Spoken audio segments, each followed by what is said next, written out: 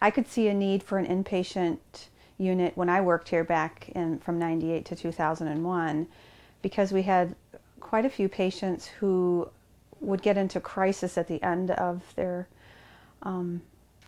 diagnosis or their illness. At the end of their illness, they would get into a pain crisis or some kind of symptom management crisis that the family had a difficult time handling at home. And having a facility where the nurses are trained to take care of patients at end of life would have been a wonderful asset to our organization. I think physicians are so geared towards saving lives and keeping people alive that you need physicians who specialize in end-of-life care, who can explain it to a family, explain it to the individual that this is the care you need at this point in your life. What we do for you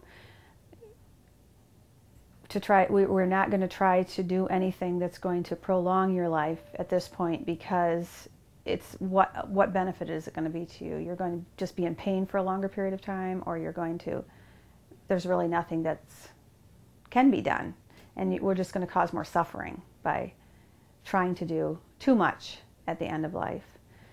And so a hospice facility, an inpatient hospice facility, really answers that question. Some patients, the end of life, it's pretty easy. There's not a lot of pain associated. There's certain diagnoses that there's not a lot of pain and a lot of symptoms, and then there's some diagnoses that end of life that require an extreme amount of care.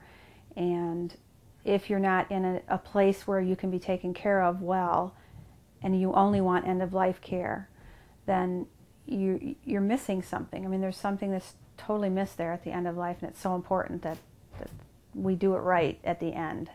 Okay. My sister said one time to me, when I was working for hospice, she said, "It sounds like you're working in a healthcare field that's doing what it needs to be doing, how it should be done when you're sick and you're receiving care. Sounds like hospice does it like it should be done. It's too bad we have to wait till the end of our life to get that kind of care when we're